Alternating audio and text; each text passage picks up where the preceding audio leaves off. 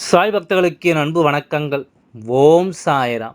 என் அன்பு குழந்தையே, உன் அப்பா உனக்கு சொல்ல வந்திருக்கின்ற விஷயத்தை என்னவென்று செவி கொடுத்து கேள். ஏனென்றால் உன்னை சுற்றி நடந்து கொண்டிருக்கின்ற ஒரு விஷயம் இன்று நிச்சயமாக உனக்கு என்னவென்று தெரிய வேண்டிய நேரம். உன்னோடு இந்த சாய் அப்பா துணை இருக்கும் பொழுது நீ எதற்காக இந்த ஒரு தெய்வத்தை உன் நடு வீட்டில் வைத்து வணங்கிக் கொண்டிருக்கின்றாய்? என் அன்பு குழந்தையே, ஒன்று அதை அப்புறப்படுத்து, இல்லையேல் இந்த அப்பாவின் வார்த்தைகளை கேட்பதை நிறுத்து. இரண்டில் ஒன்றுதான் செய்ய முடியும். இல்லையென்றால் நீ என்னை வணங்கியும் பலன் இல்லை. அவர்களை வைத்திருப்பதிலும் உனக்கு எந்த ஒரு பலனும் இல்லை. என் அன்பு குழந்தையே, இந்த அப்பா உன் முன்னால் இன்று உனக்கு தரக்கூடிய இந்த விஷயங்கள் ஒவ்வொன்றையும் நீ எப்பொழுதுமே சரியாக புரிந்து கொள்ளும் இந்த நேரம். நான் உனக்காக, உன்னுடைய அன்பிற்காக உன்னை தேடி வருகின்ற சில காலமாக தொடர்ச்சியாக உன் வீட்டில் நடந்து கொண்டிருக்கிறது. உன்னை சுற்றி நடக்கும் ஒவ்வொரு விஷயங்களையுமே நான் உன்னிப்பாக கவனிக்கிறேன். உன்னை தேடி வரும் ஒவ்வொரு மனிதர்களையும் நான் அதிகமாக யார் என்று பார்த்து கொண்டிருக்கின்றேன். அப்படி இருக்கும் பொழுது சில நாட்களாகவே உன் வீட்டிற்கு வருகின்ற யாருமே சரியில்லை. இவர்களுடைய மனநிலையும் சரியில்லை. இவர்களுடைய எண்ணங்களும் சரியில்லை. இவர்கள் உன்னிடம் பேசுகின்ற தோரணையும் சரியில்லை. ஏதோ ஒன்றை மனதிற்குள் வைத்து கொண்டு உள்ளொன்றும் புறமொன்றும் பேசுவது போல இவர்கள் பேசுகிறார்கள். சரி, அது கூட பரவாயில்லை. இப்பொழுது எல்லோருமே சர்வ சாதாரணமாக இது போலத்தான் நடந்து கொள்கிறார்கள். ஆனால் அதை எல்லாமும் மீறி ஒரு சில விஷயங்கள் இந்த வாழ்க்கையில் நடந்து கொண்டிருக்கின்றது. இதையெல்லாம் தாண்டி ஒரு சில விஷயங்கள் இந்த வாழ்க்கை நடந்தேறி கொண்டிருக்கிறது. இதை என்னவென்று நீ நிச்சயமாக இப்பொழுது தெரிந்து கொள்ள வேண்டும். உனக்கு நடக்கும் இந்த விஷயங்களை நிச்சயமாக நீ என்னவென்று புரிந்து கொள்ள வேண்டும்.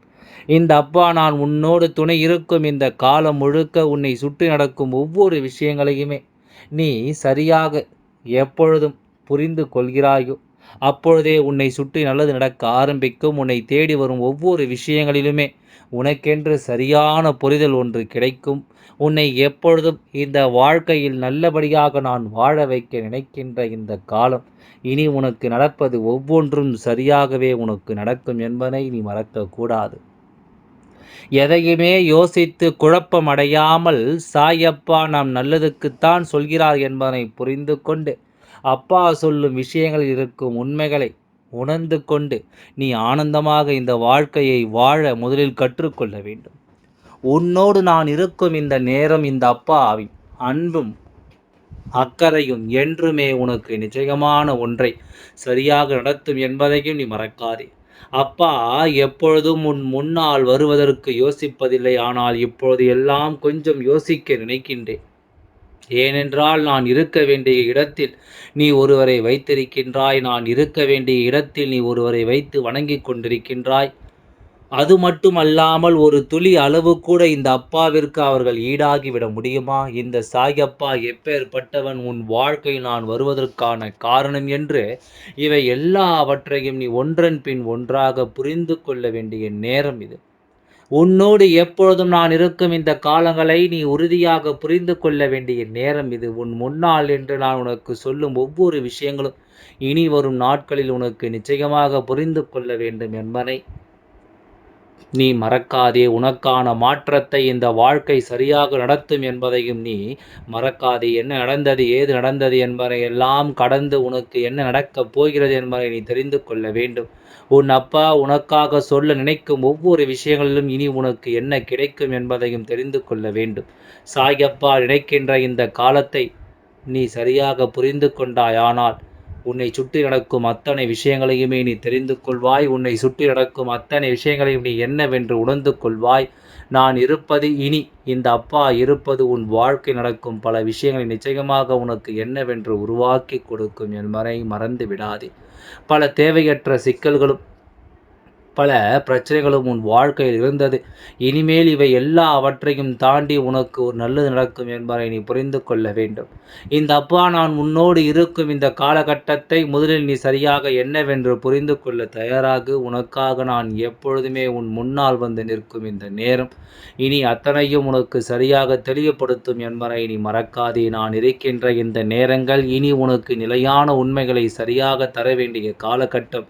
எப்பொழுதும் என் குழந்தை எதையும் விஷயங்களையும் யோசித்து இனி கலங்காமல் உன் அப்பா சொல்வதை மனதில் நினைவில் கொண்டு உன்னை சுற்றி வரும் ஒவ்வொரு விஷயங்களையும் நீ புரிந்து கொண்டு நன்மதிப்போடு இந்த வாழ்க்கையில் அடியெடுத்து வைக்க தொடங்கிவிடு. எல்லா நிலைகளிலும் ஒரு மாற்றங்கள் வருவது உண்மைதானே? எல்லா சூழ்நிலைகளிலும் ஒரு தெளிவு பிறப்பது உண்மைதானே? அப்படி இருக்கும்பொழுது இன்று உன் அப்பா நான் சொல்ல உன் வாழ்க்கை நடக்கும் சில விஷயங்களை நீ உன்னிப்பாக என்னவென்று கவனிக்க வேண்டும். உன் நடு வீட்டில் நடக்கின்ற ஒரு விஷயம் இந்த அப்பா நான் ஏற்றுக்கொள்ள முடியவில்லை. அப்படியானால் இந்த விஷயத்தை இனிமேலாவது என் குழந்தை கொஞ்சம் நீ உன்னிப்பாக கவனிப்பாய் என்று நான் நம்புகிறேன் அல்லவா? சாயப்பா வர வேண்டும் என்று நினைப்பது உண்மை என்றால் உடனடியாக இதனை நீ செய்து விடுவதுதான் நல்லது. இல்லை அப்பா வந்தால் நமக்கு என்ன, இல்லை என்றால் நமக்கு என்ன என்று நீ எண்ணுவாயானால், இந்த அப்பா தேவையில்லை என்று நினைத்து விடுவாயானால், எதை பற்றியும் கவலை வேண்டாம். உன்னை சுற்றி நடக்கும் சில விஷயங்களை நீ எப்பொழுதும் முழுக்க முழுக்க சரியாக புரிந்து கொள்ள வேண்டும். உன்னை சூழ்ந்து வரும் ஒவ்வொரு விஷயங்களையும் நீ எப்பொழுதும் சரியாக தெரிந்து கொள்ள வேண்டும். நமக்கென என்று ஏனோ தானோ என்று நீ இருந்து கொண்டிருப்பாயானால் உனக்கு நடப்பது எதுவும் நிச்சயமாக உன்னால் இனி புரிந்து கொள்ள முடியாத விஷயமாக மாறிவிடும். உனக்கு நடக்கின்ற எந்த ஒரு விஷயத்திலும் இனி உனக்கான தெளிவு நிச்சயமாக கிடைக்காது என்பதை முதலில் நீ புரிந்து கொள்ள வேண்டும். சுற்றி வரும் ஒவ்வொரு விஷயங்களையுமே உணர்ந்து இந்த வாழ்க்கை உனக்கு தரக்கூடிய ஒவ்வொரு நன்மைகளையும் நீ சரியாக பெற்றுக்கொள்ளாமல் இருக்கிறாய் என்றால் நடக்கும் அத்தனை விஷயங்களிலும் உனக்கு எப்பொழுதும் கெடுதலை நடக்கும். உன்னை சுற்றி வரும் எல்லா விஷயங்களிலும் உனக்கு தீமைகள் தான் நடக்கும் என்பதையும் நீ மறந்து விடாதே. இந்த அப்பா ஒவ்வொரு நிலையிலும் உன்னை காக்க எடுத்துக்கொள்ளும் ஒவ்வொரு முயற்சிகளும் இப்பொழுது தொடர் தோல்வியாக இருந்து கொண்டிருக்கிறது. தொடர்ச்சியான தோல்விகளை உனக்கு தந்து கொண்டிருக்கிறது.